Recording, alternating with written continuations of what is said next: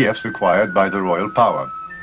This garden spot of France was thus singled out by destiny to blossom into legend through its prestigious architecture. Under the Valois rulers, the 15th and 16th centuries witnessed the metamorphosis of the feudal chateau into a country house set amid nature, gardens and water. The chateaux of the Middle Ages were hermetically sealed retreats. The Renaissance opened them up and decorated them, and the Loire Valley became one gigantic art atelier. The Loire and its tributaries were the background for these glamorous royal dwellings that ushered in a new era by imposing the Renaissance.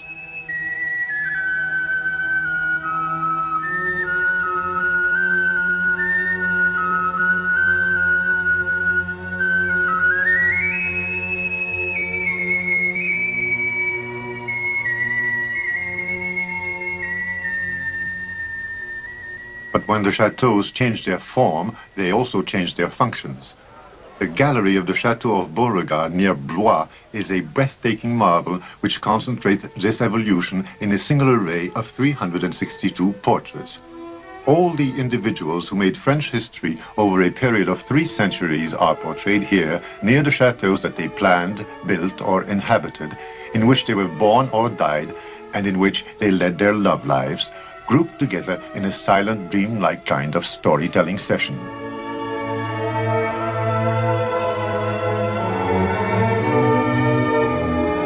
They are arranged in proper order, and this ideal court looks as if it were being presided over for all time by the monarch dominating each period.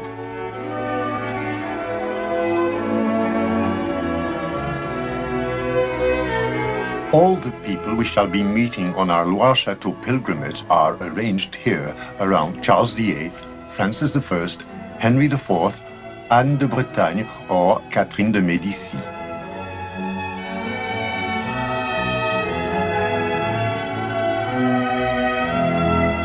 Oddly enough, also present are individuals who played parts in the international political events of their day, including Tamerlane, Emperor Charles V, Bajazet, Jules II, Henry VIII of England, and Soleiman the Magnificent. And also those who are memorable for various reasons and who rank with the world's great: Rabelais, Thomas More, Christopher Columbus.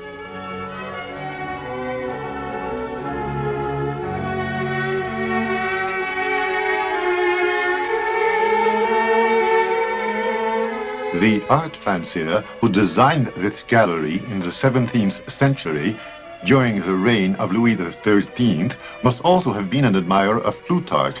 He collected illustrious men after the fashion of the day.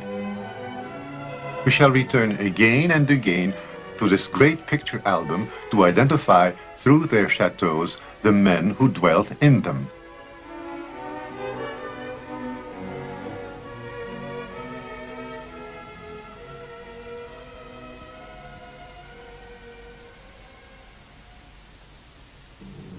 The predestined Loire Valley had entered into history at the dawn of the kingdom. On the island of Amboise, Clovis met his rival Alaric before becoming sole master of Gaul and founding the most holy Christian kingdom in Reims. The Norman invasions delivered the final blow to the last structures of Charlemagne's empire. The monarchy withdrew to Paris, abandoning the power to the local nobility. Feudalism emerged out of the disorder and insecurity. The day of the fortified castle had dawned. The Chateau of Angers holds memories of the redoubtable Counts of Anjou, the most famous of whom was Fulk Nera, the Black Falcon, who, sometime around the year 1000, studded his conquests with a bristling array of innumerable towers. In the 13th century, one of his descendants, Henri Plantagenet, became King of England and master of half of France. In a final duel, Philip Augustus, King of France, recaptured from King Richard the Lion-Hearted all his fortresses: Angers, Chinon, and Loches. What these 17 towers evoke is hence not the mightiness of the Counts of Anjou. Rather, it is King Louis IX or Saint Louis, the man who built the Chateau. A new dynasty, descended from Saint Louis, settled in Anjou. The most illustrious personage in this line of rulers who governed Naples, Lorraine and Provence was good King René. He it was who adorned Anjou's crown with its loveliest jewel, the series of 70 tapestries depicting the apocalypse produced from 1375 to 1380. This high warp tapestry is one of the world's most famous. Its presence here has made Anjou into a capital of ancient and modern tapestry.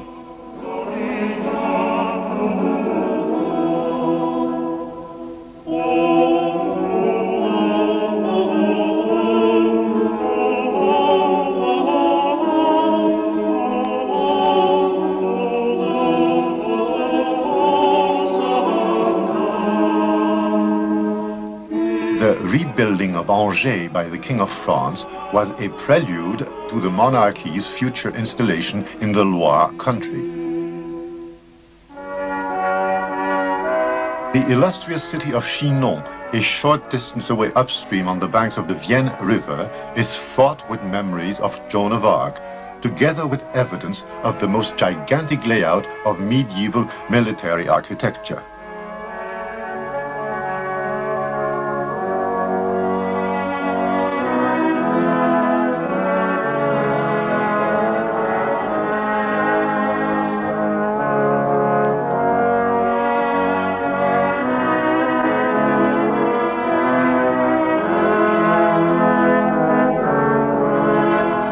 With its 3 juxtaposed chateaux, Chinon was the greatest stronghold in ancient France. 2 major feudal houses, Anjou and Blois, were disputing the Loire country between them, and the origins of most of the feudal castles lay in the need to defend these great fiefs.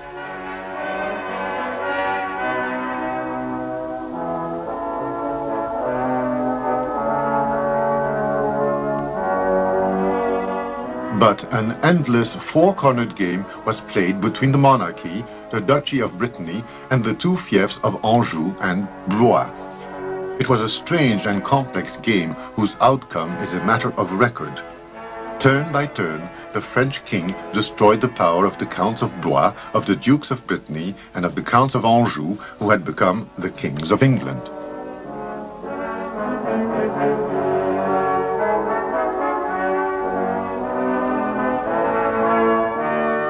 Chinon was a major stronghold in a major period of history, but it was also the setting that witnessed the full cycle of the Anglo-French War. It went from Henry II Plantagenet, who died there, to Joan of Arc, who met Charles VII there for the first time. It was in front of this fireplace, the sole vestige of the great hall in which the court gathered, that occurred the most famous scene in all of France's history: the singling out of Charles VII by Joan of Arc from among the throng of courtiers. On this spot, the young King Charles VII received the visit of the humble shepherdess, who announced that, in the name of the King of Heaven, she had come to assure him that he was the rightful heir to the throne of France.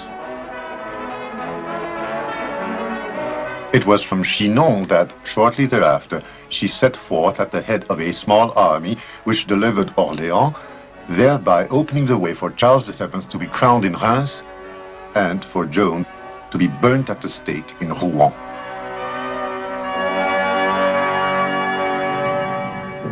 But let us skim over history, the chateaux and the waterways, to find King Charles VII ensconced at Loches on the Indre River. Fulknera's ancient fortress had long been an issue in the struggle between the kings of France and the Plantagenets, with the bitter sieges launched by Richard the Lion-Hearted and Philip Augustus. After its final conquest, it became one of the monarchy's major strongholds. At that time, Loches, surrounded by at least 1 kilometer of fortified enclosure walls, was also a prison, and the kings strove to make it impregnable. The chateau became both celebrated and redoubtable. Celebrated for its illustrious inmates, but also redoubtable because many of them perished there.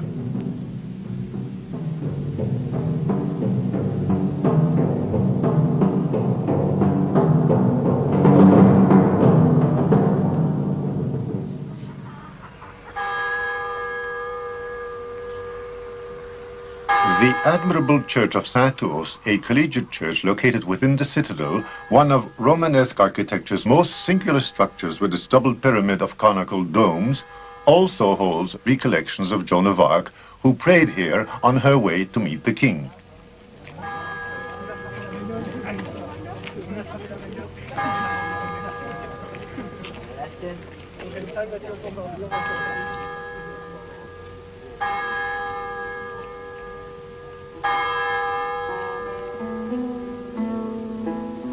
Charles VII eventually made Loches into a chateau for his court and set about embellishing it.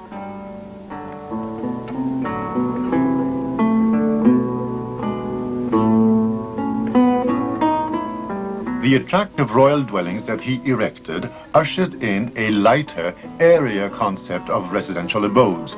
These were the first that opened out onto terraces. History and its footnotes joined forces at Loches, and the face of Agnès Sorel, whose sumptuous gisant this is, evokes the changes in living patterns, styles, and customs that occurred during the waning Middle Ages. For it was with Charles VII and Agnès, his favorite, that there began the court life of a monarchy which had regained its status as Europe's most powerful.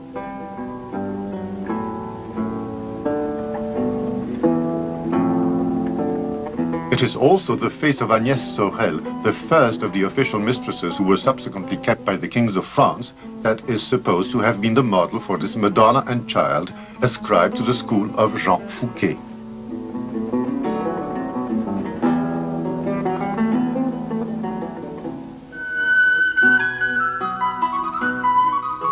The Chateau of Saumur, an elegant medieval fortress, looks as if miraculously risen straight out of the illuminations in the famed Book of Hours of the Duc de Berry. For a long time, Saumur, a seemingly fragile yet redoubtable fort, was one of the Loire country's strategic keys and was the object of many wars waged between the counts of Anjou and Blois. In the wake of the building of the huge fortress of Angers, Saumur partially shed its military role and increasingly became recognized as one of the royal country houses of the Renaissance. Today, the chateau houses a fine museum of decorative art.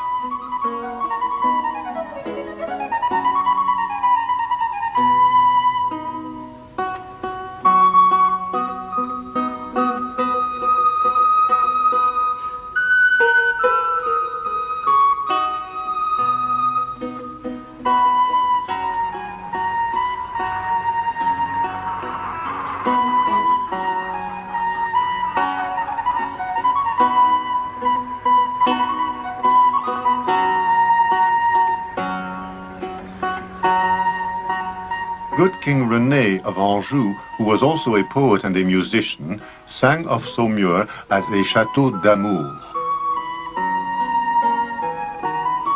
The jousts and tournaments that he organized here are perhaps the remote origins of Saumur's destiny as a capital of equitation, with its famous cadre noir horses and a museum of the horse.